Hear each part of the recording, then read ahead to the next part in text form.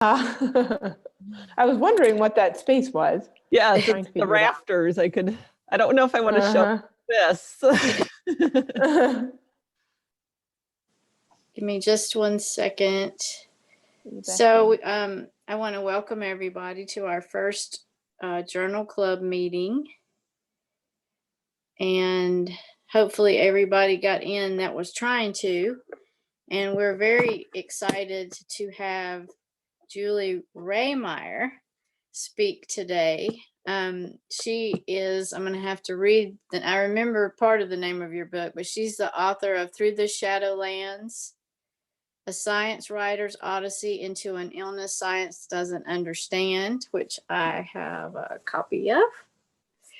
And she's also a math and science writer as well. And she's written extensively about scientific problems in the study of contested illnesses.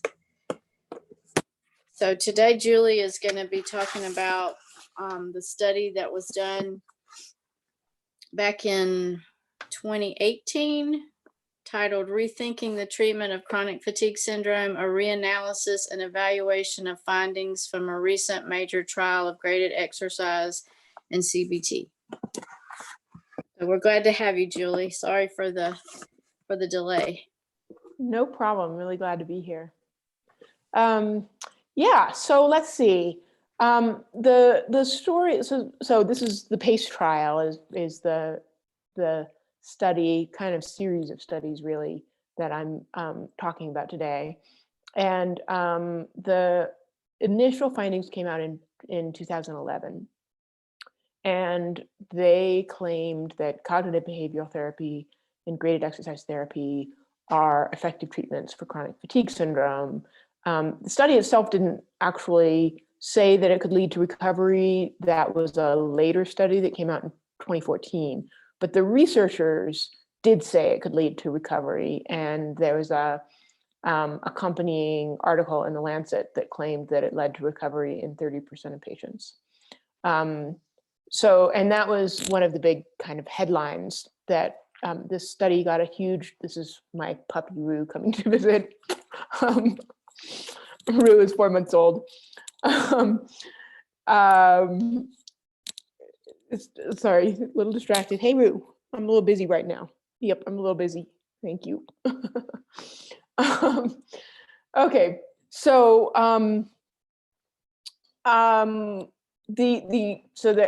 there were a whole series of, I mean, it's kind of like an industry here, releasing these studies that are part of the PACE trial.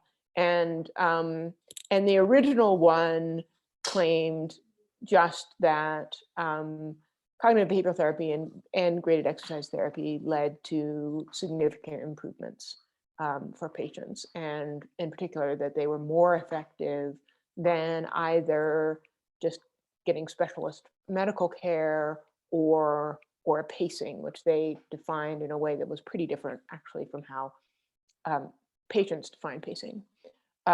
So, when the study came out, I was quite sick and had a kind of immediate sense of like something is not right here, because the kind of fundamental experience of this disease is what's called post-exertional malaise, and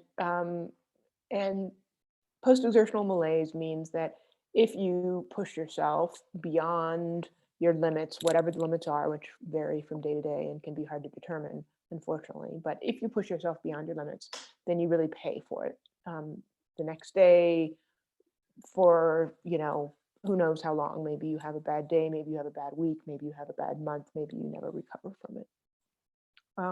So what, as a patient, what you learn, because the disease teaches you in a really brutal way, is that you have to be very, very careful about how much you do. And you have to get very sensitive to detecting the kind of bodily signals that are the early warning signal that you need to stop. So for myself, what I learned was like the instant I noticed myself thinking, like the sort of little whisper in the back of the head, I'm a little tired, like that was the moment to stop. And 5 minutes later was too late. So the idea of having a program that somebody outside of me determined, where I'm stepping up my exercise day by day, regardless of how I feel. Like, that is just the exact opposite of what this illness like just enforces. So just on that level, it was like something has to be wrong with this study. But it was a very odd thing, because it was a large study. It was published in The Lancet. It had, now I'm forgetting the actual numbers, but something like 711 participants. That's the number in my head, something in that vicinity, which was by far the largest treatment trial ever done for MECFS. So, I'm a science writer. I really respect science. And there was just this big question, like, what, how can this be? Like, what has happened here? How can this be? Especially because this study was incredibly influential. It grew out of a whole series of studies over 30 years. This was kind of the big final,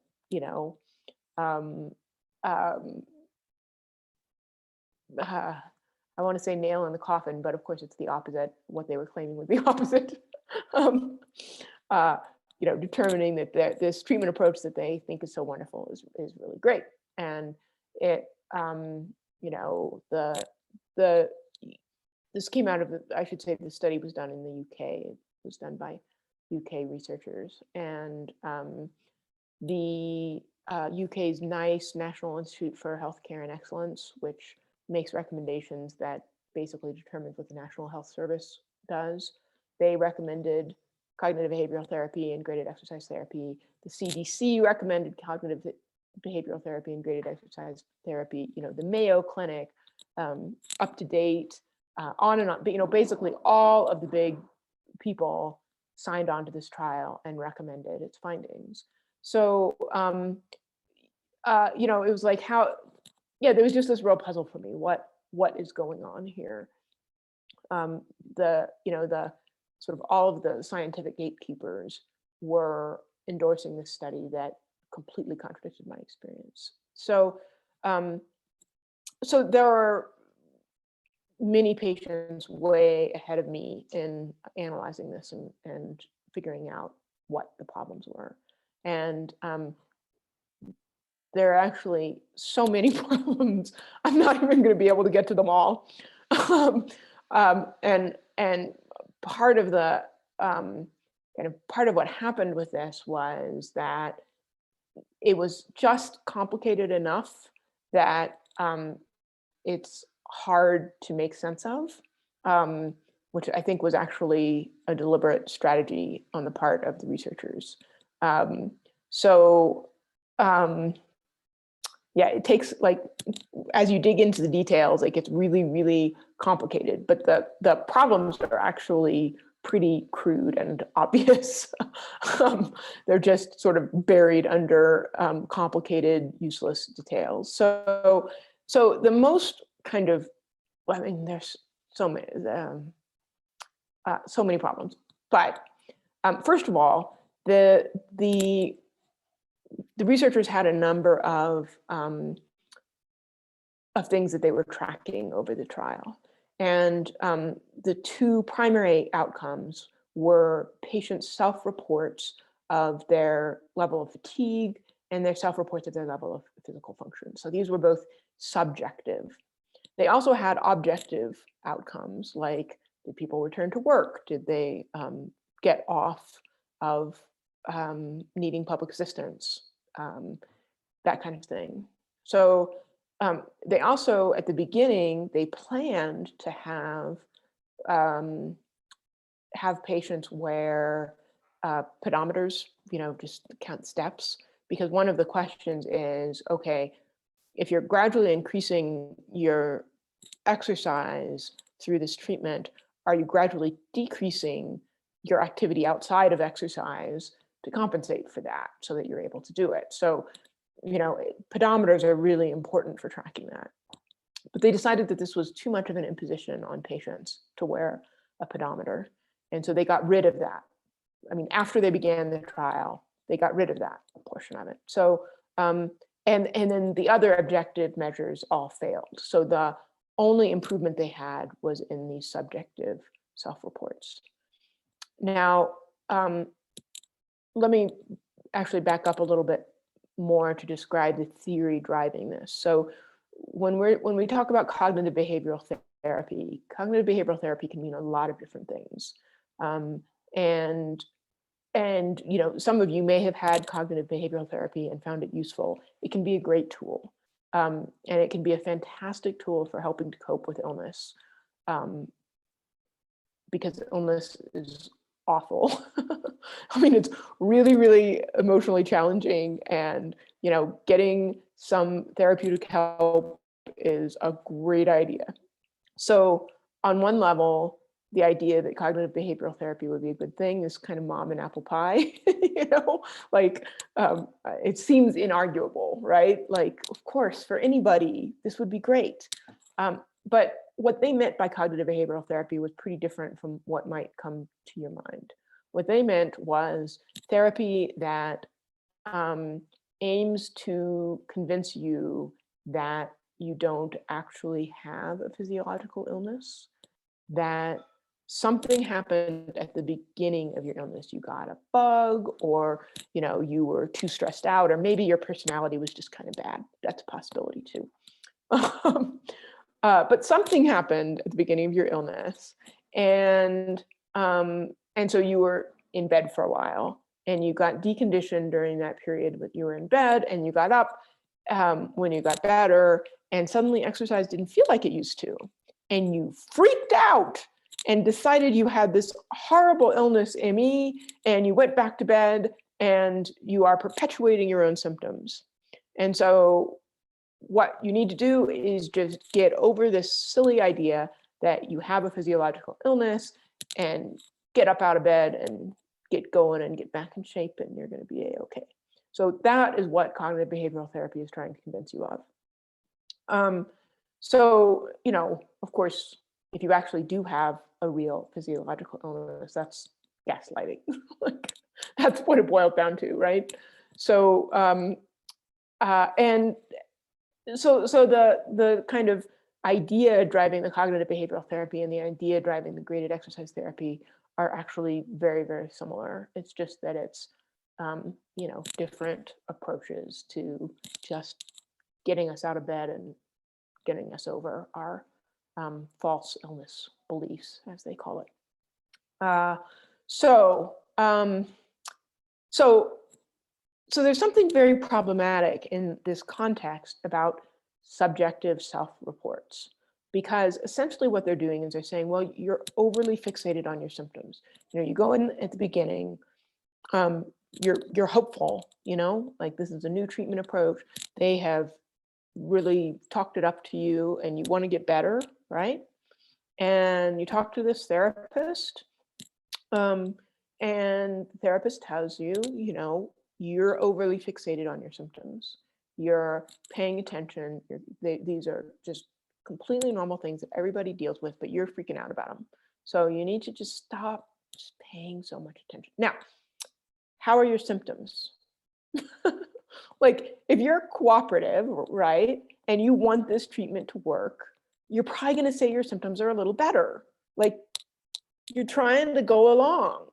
So the idea that people said their symptoms were a little better at the end, and it was not very much, it was only a little bit, you know, it wasn't a dramatic improvement in what people said. Like, that kind of seems like what you would expect if people are just being cooperative, you know, going along with the treatment. And, you know, it should be said, the graded exercise therapy in a different context is giving patients the same message, you know, that you just need to ignore your symptoms and keep going, and you're just fine. So those subjective self-reports are highly problematic. So that's kind of key, you know, huge problem number one. These subjective self-reports are really, really suspicious. And sorry, puppy barking. And the objective measures failed. So, so that's one kind of really big set of problems. Another really big set of problems has to do with the entry criteria. So, MECFS, the hallmark symptom of it is post-exertional malaise. They didn't actually require post-exertional malaise. The only thing that they required was that you're really tired for 6 months. They didn't exclude psychiatric diagnoses. So we know, for example, that depression causes fatigue, right? So it's entirely possible that many of these people did not have MECFS at all, and they were depressed. And exercise is a really good treatment for depression, right? So it wouldn't be surprising if, if you're actually depressed and you don't have chronic fatigue syndrome, if either cognitive behavioral therapy or graded exercise therapy were really useful for you, actually good treatments. So that's another really huge problem with this trial. I mean, like any one of these would be enough to kind of knock it out of the ballpark, but they go on. So then the most shocking problem in my mind is after they started the trial, they changed the criteria for success. So this is something that you should only do in the most extreme, like you have to have a really, really good reason to do this. So they changed the criteria for success, particularly on recovery, which was what they actually published in 2014, though they claimed success in 2011. So they loosened their standards for recovery so much that you could enter the trial and at a level of debility that they called, said that you were disabled at the beginning of the trial. You could get worse. You could get more fatigued and more, less physically functional, and they could say that you had recovered.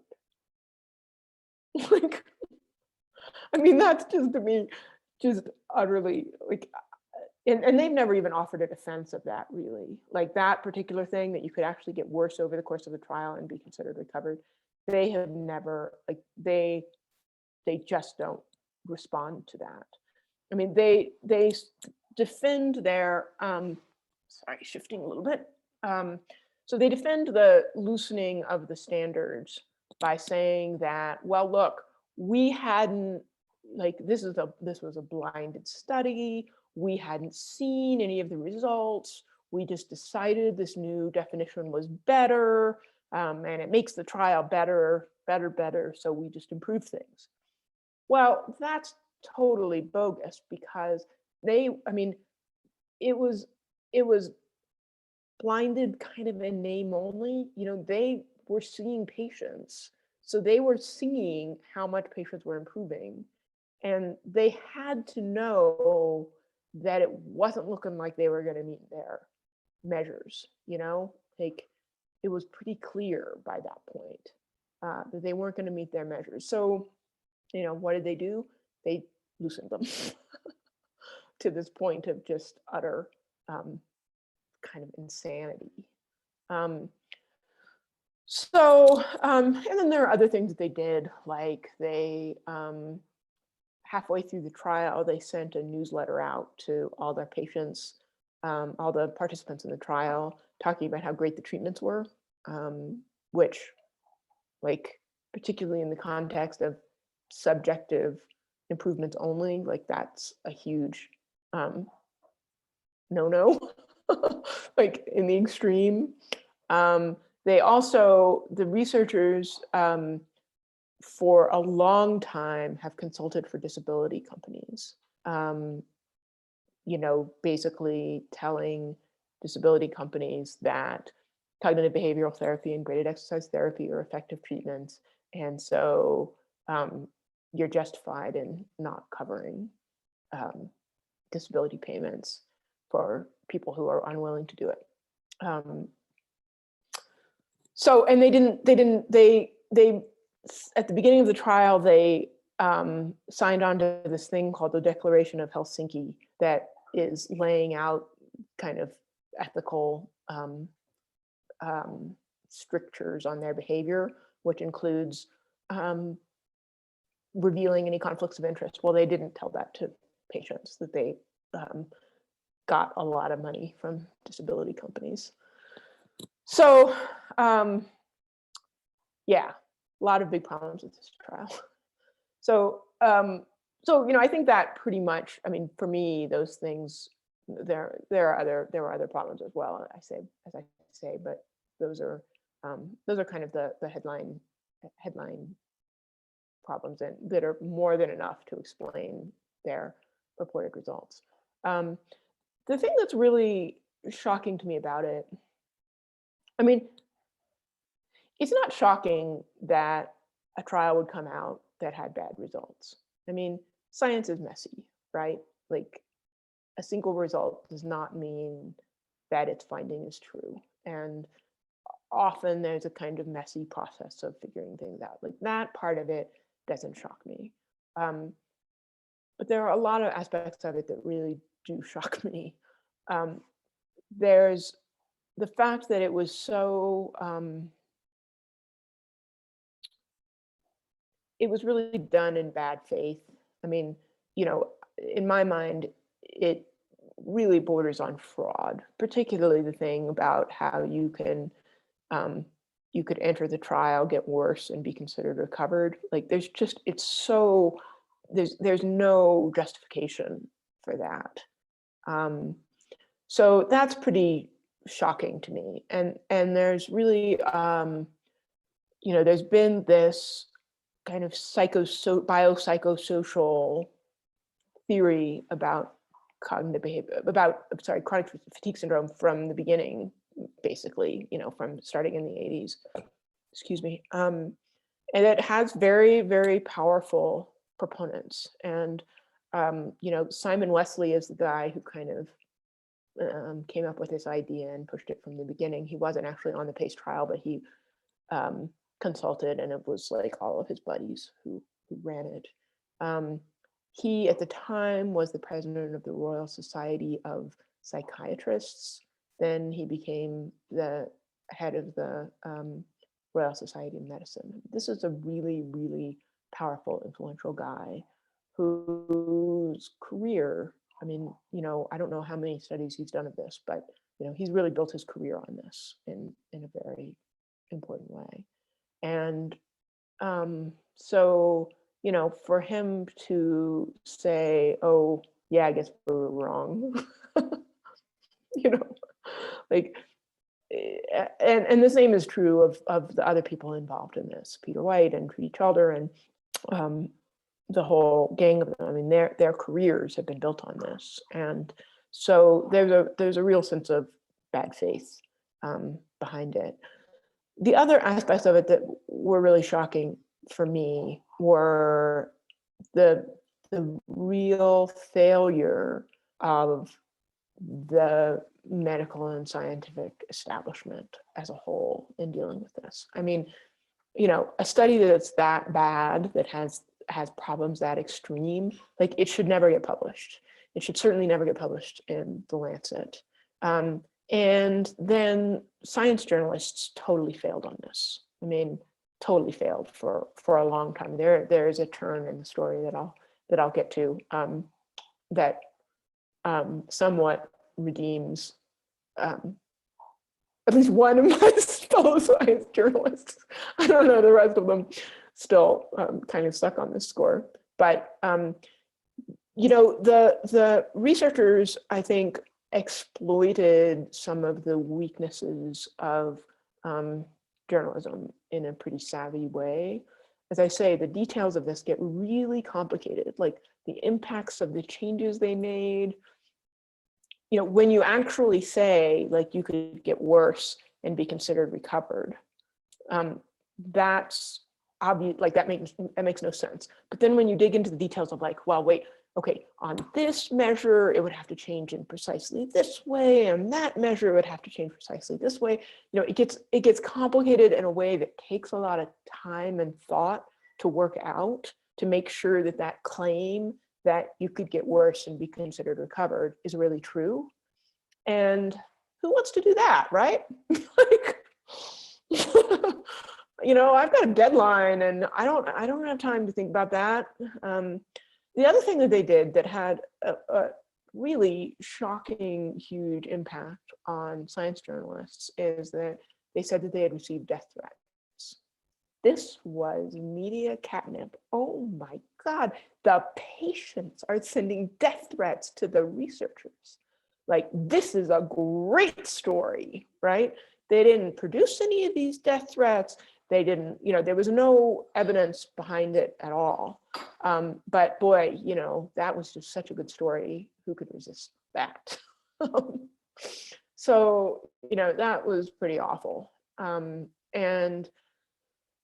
know, at one point I you know, reached out to a journalist at The Economist and said, look, you know, you just wrote this story about, it was about another one of the follow-ups. Hello, Rue. And said, you know, there are really big problems with your story.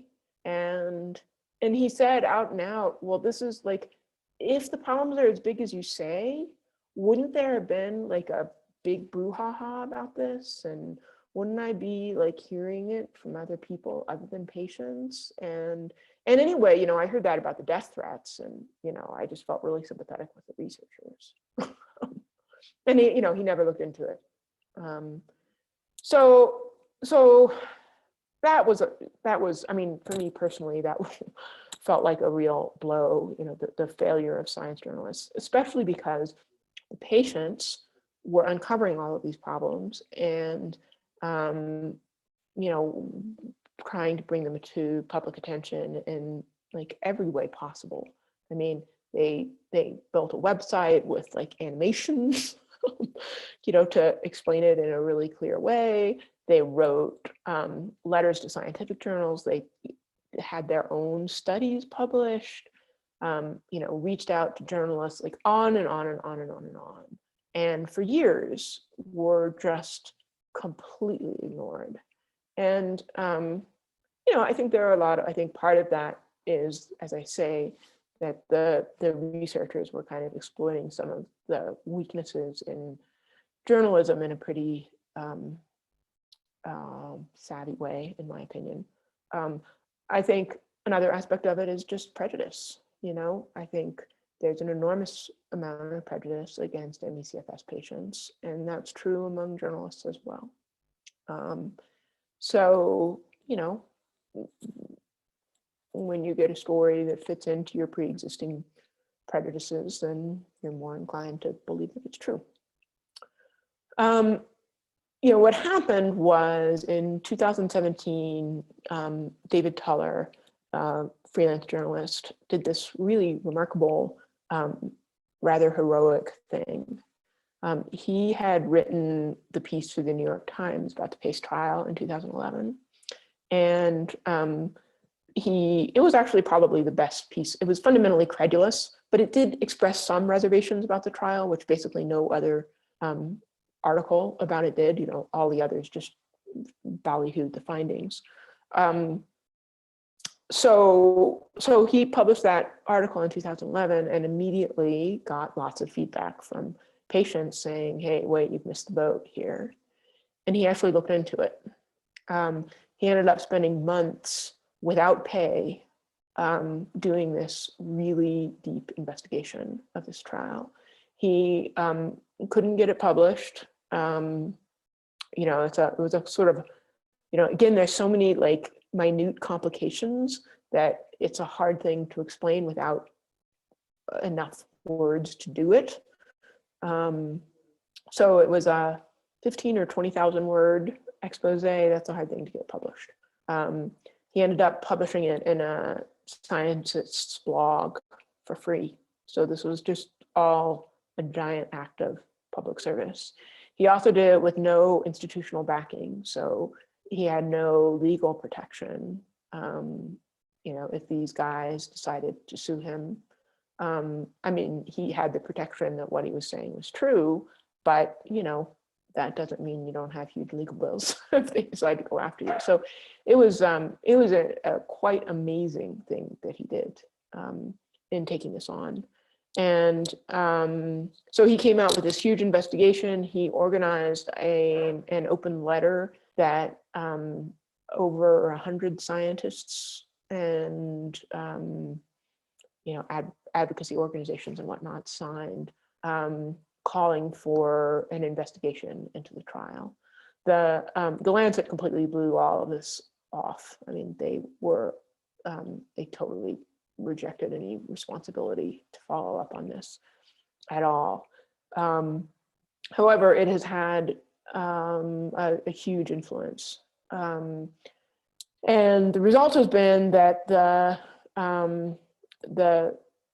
NICE, the British organization that gives guidelines for the National Health Service, they agreed to review their recommendations for chronic fatigue syndrome, and their draft language for the new recommendations does not recommend cognitive behavioral therapy or graded exercise therapy, and says that the evidence for them is weak to very weak.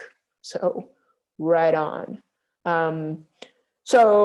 Of course, the researchers have fought back against that, and we just have to hope that that NICE sticks to its guns in standing up for the science. The researchers say that this is all that they're bowing down to patient activism, and it's campaigners who are, defeating science and blah, blah. But of course, that's not true.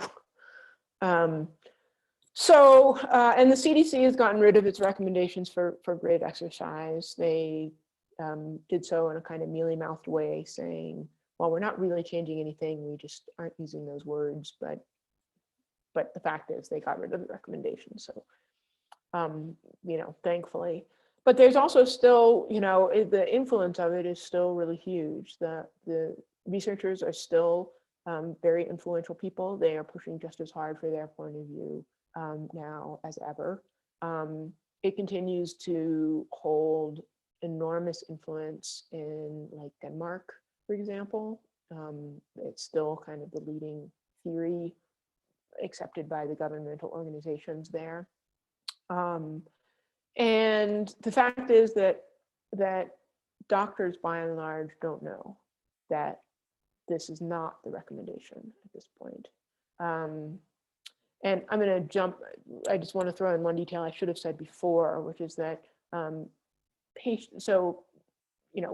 patients obviously from the beginning were really worried about this, given that it went against their experience, and there have been surveys of patients about their experience with graded exercise therapy, and the shocking numbers of patients say that they have been, I should have looked up the numbers, but 60-70% of patients say that they were permanently worsened by graded exercise therapy.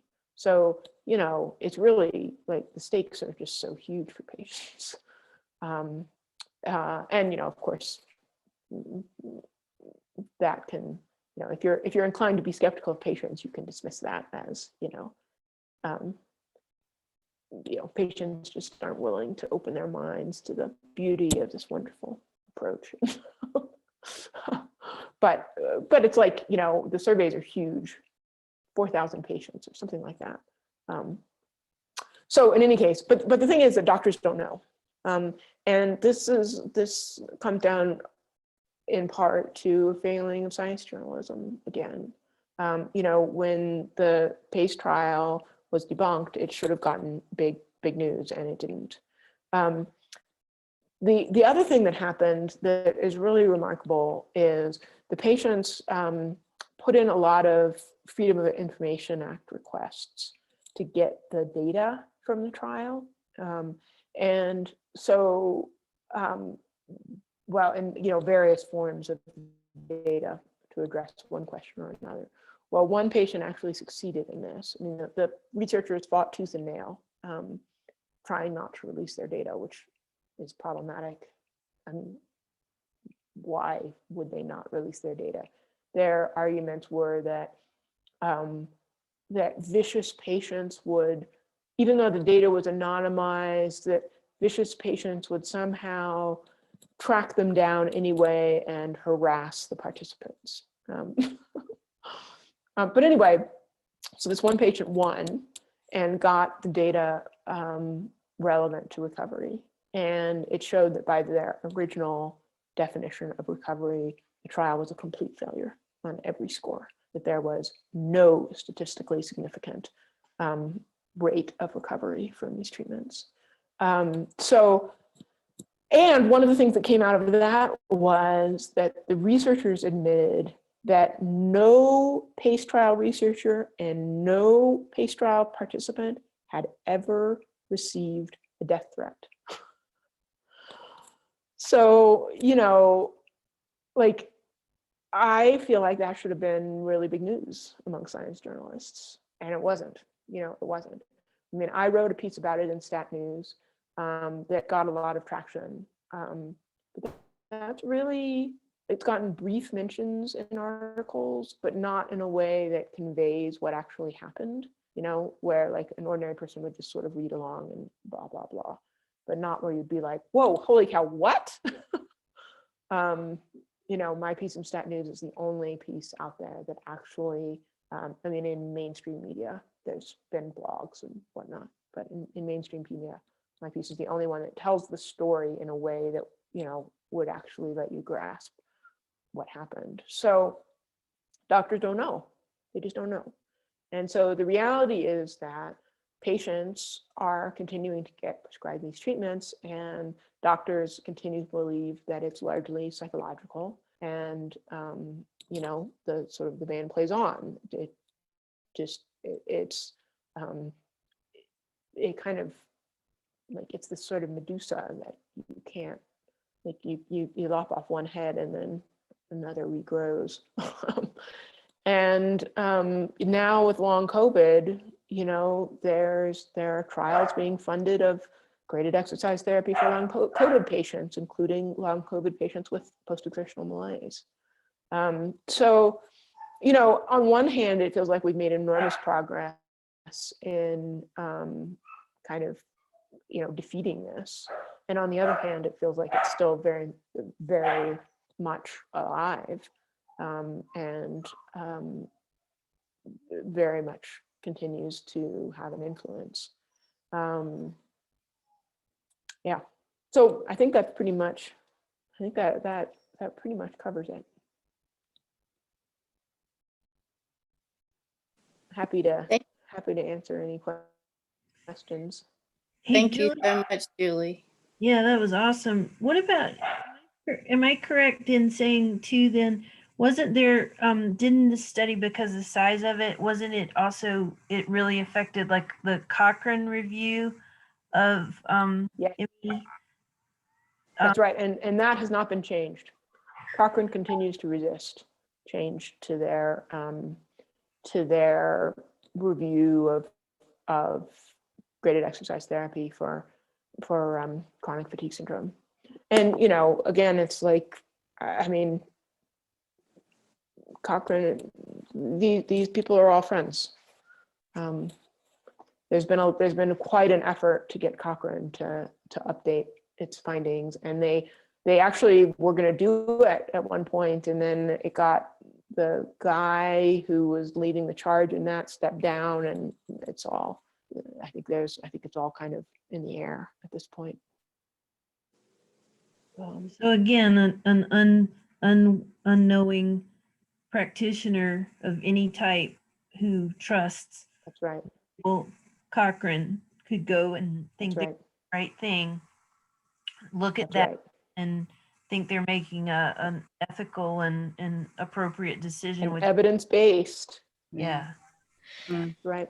And the piece that I think, as an OT and Melinda and Sally as PTs, that we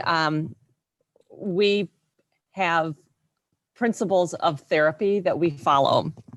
And PTs and OTs may call things different names, but graded exercise therapy is not necessarily a frame of reference or a principle that is part of necessarily a treatment. It's a strategy. It's something that we do every day. We grade exercise all the time That's a strategy. So for them to actually put a whole study, a whole therapy on a strategy is something as an OT and a PT that we would never, that's not something, we have a whole bucket of strategies and therapies and principles that we can use. But just to put it on for a diagnosis to use one approach is just something that's unheard of. And also, so, I mean, I was trying to really look at, like, for graded exercise, the closest thing that it comes to for a frame of reference in the OT world is the biomechanical frame of reference. And the biomechanical frame of reference has assumptions that you have to follow in order to use that treatment as a actual safe and effective and ethical method. And just to I have it written down here that the biomechanical frame of reference, the assumptions are purposeful activity can be treated for loss, that the belief that range of motion, strength, endurance are regained as you regain function. So just by, by range of motion, strength, and endurance are regained. And then the body must heal and structures must be stressed. So there's a kind of a movement between healing and stressing. And then also that it's best suited for patients with an intact central nervous system. Well, we know that people with ME don't have an intact central nervous system. So there are so many pieces that if they would go through and just say, check, check, check, we've identified these areas and they're safe, then that might be a way to provide safe and effective treatment. But this doesn't meet it. And for the case study to be able to set their hooks on this, this population, that's where the harm comes in. You're treating people with a method that they don't have an intact central nervous system. You can't stress their system to get more function. You can't. So it's all of these pieces that just are red flags. And OTs and PTs, they're not doing their due diligence to make sure that what their frame of reference being used is not safe for them. So that's my point. Yeah. That all sounds right to me. Absolutely. I just would add that in criticizing the PACE trial, I'm not saying that there's no form of exercise that would ever be appropriate for ME patients. It is true that deconditioning is a bad thing. I mean, it's not true that that's the root of the illness, but it is true that deconditioning can make things worse. So, the question then is how to reduce deconditioning without throwing patients into post-exertional malaise. And, that's a pretty subtle question. The people at the WorkWell Foundation, I think, have done the best work in figuring out how to do that. And, to some extent, it varies. The best strategy varies from person to person, but I do think there are some general strategies that can be used that are helpful in figuring out what patients can and can't do safely. But, the idea that you should ignore your symptoms and just chug along with ever increasing levels of exercise is obviously bunk. As a group, I don't know if you know our history, but the reason that we formed the Facebook group, and we're getting close to what, Sally? Almost 300 members now. Your mic's off. Right at 300. Yeah, we've got about 300 members now since we started it. Sally and Mhm. I, being patients, you know, in all these different MECFS groups, we're patients, but you know, we're also therapists. You know, we heard the, you know, the outcry of the kind of therapy PT and OT Right. people had received. And so that's why we formed the group, because Mhm. you know, I had done, before I ever got in a group, I had done my own personal research with Workwell, and Mhm. we as a group have a really good relationship with them. So that's why we started, and Amy came on the scene at some point because of her daughter. That's why we started to educate PTs and OTs about how this is an entirely different animal, you know, that you cannot expect to treat people Mhm. like you do Right. 99.9% of your other patients. And actually, this Right. past week, Sally and I were able to do a presentation to a PT student body. The third year PTs getting Oh, ready to go wonderful. out um, on their, to get ready to do their clinicals. And I wasn't sure how it would go over, but we talked about ME and long COVID, and it was received really well. And found out that one of the students in the group and her husband both have long COVID. So Mhm. you know, that was something good that came out of it. But that's kind of why we're here.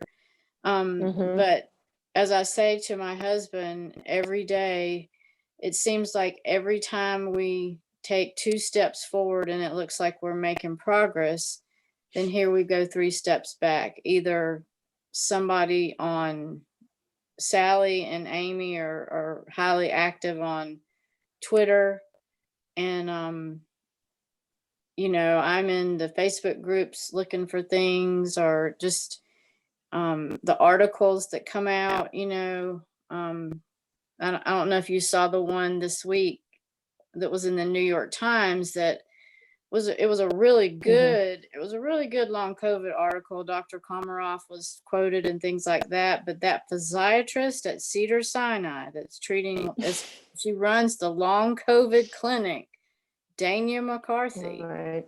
No, I don't tell my I tell my patients to avoid reading about MECFS on social media because there's no cure. You know, it's just like, Awful. you know, every time No.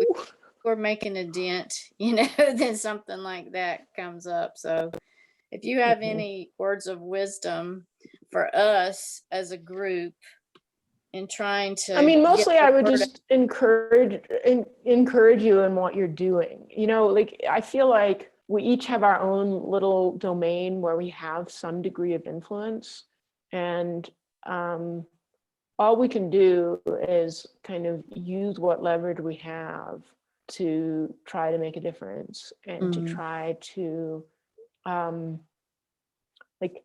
I feel like there's a way that like there has to be a certain amount of momentum generated. Like it's really hard when it's like you do a little bit and then nothing, like it has some little bit of impact, but it doesn't keep going. And I actually do feel like there has been real momentum generated. I mean, you know, looking at where things are now versus 10 years ago when the PACE trial first came out, we really are in a very, very different place. You know, that New York Times article, I mean, although that is a very upsetting quote. Um, you know, it was a real substantial scientific article in the New York Times Magazine, mm, largely about ME. Like that was unthinkable 10 years mm-hmm, ago, absolutely unthinkable.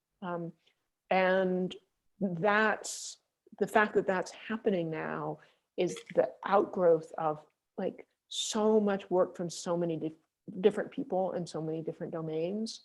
So I think part of it is like on the ground in whatever like little domain we're focused on, we do see that there's, you know, it sort of bounces around. And it's hard to get any kind of big picture, but I, I actually think we really are making progress in very major ways, and that all of those small efforts are adding up into something pretty substantial. I mean, you know, we have a long way to go. What Like, what's I your don't mean thought to be though? Pollyannish. What's your thought about the, I saw that again in England, they're doing another big long COVID study and they're using the same principles. They're looking at it from long COVID viral infection, but they're looking at graded exercise and cognitive behavioral therapy. And, like, are these the same people just kind of under a new Yeah, umbrella? that's right. So, I mean, is there That's right. any, It's the same. have It's you the same heard of folks. any pushback on that? Just to say, why are you funding this? This is. Oh, there's pushback. I mean, I don't know that it'll be successful. I mean, it's a problem. Like, these people are super influential. They're bigwigs and they have lots of friends and they can use that influence in a lot of, I mean, Simon Wesley is the president of the Royal Society of Medicine. Like, you can hardly get more influential than that. So, yeah, I mean, I don't like those people. Like, I think we're never going to make them, those particular people, we're never going to change their minds for sure. They have again, their careers are staked on, like, they can't change their minds. They really just, it's not in the realm of possibilities. All we can do is try to minimize the impact that they have. And, the fact that Ed Yong has done such good work around long COVID has had a huge impact on how it's viewed. The piece in the New York Times will also have a huge impact. I mean, I really want to do more writing to help contribute to that. Hopefully we'll be up for it. Hopefully soon. with the NIH getting 1 billion, that there's a little bit of money coming on the US side that, can produce some legitimate work. And it's also the case that the situation in the UK and Europe is really very different from the situation in the US. So, I mean, the US is far from nirvana. We have a lot of work that needs to be done here too. But the kind of the really vicious stuff is pretty much on the other side of the pond. So, I mean, it influences us too. It has an impact. I don't mean to minimize that, but like with that 1.15 billion, the forces to use that money in bad ways in the US are different forces than the ones in the UK. In the US, it's coming much more from ignorance and prejudice, but a more kind of uninformed prejudice rather than the kind of really entrenched, deep-rooted prejudice, which is easier to, it's easier to influence that. So, I'm pretty optimistic about that money being allocated for long COVID. I mean, it's important that it be spent well, and there are lots of ways that it could be screwed up. It could be spent, I mean, in particular, I think there are kind of human forces that make doctors inclined to ignore people like us. And long COVID is quite heterogeneous. And it's easy to imagine that more of the research funding will go towards things where we have clear, objective documentation about what's going on, right? Like, there are people who have kidney damage, right?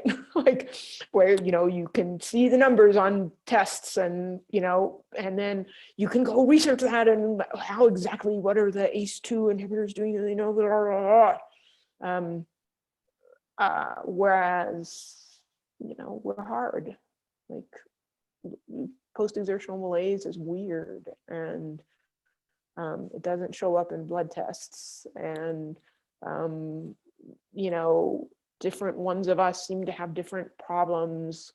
You know, there's not a sort of clear something to hang on to. I mean, the good thing about long COVID is they got COVID, and COVID's scary, you know? So like there's a story there that's a much more compelling story. And there are a lot of them. So hopefully, you know, with push from the long COVID people and push from us and whatnot, that money will get spent well. But I do think it requires vigilance, and I think the existence of groups like yours really does make a difference. I mean, how do PTs, like, how are they going to find out? Like, really, how do they find out, right? I mean, as you said, Sally, you go to Cochrane, it recommends this. Cochrane's great. This is clearly the evidence-based way to go. How do you find out? I mean, that to me, I mean, you were right. How do you find out? And I think that that's a legitimate stepping stone to go find. But to be honest, as a professional in that field, the egocentric inability to listen to a patient and to hear their story, Right. hear them say, for 17 years, I have tried this. This is the list of everything I have done. And they continue to try to push something that the person has said, it does not work. Right. You know, that just dumbfounds me, you know, so I appreciate. Well, people kind of suck. I mean, you know, like, Yeah. We live in a world where there are a lot of kind of sucky people out there. Like, that's not all that's going on in the world, but that's an aspect of it, is like a lot of people suck. So, you know, I sort of feel like that's just a reality that has to be accepted.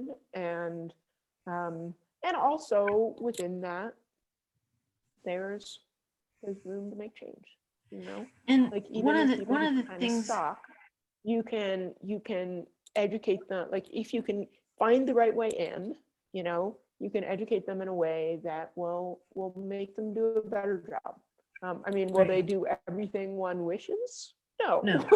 You know, again, like, people kind of suck.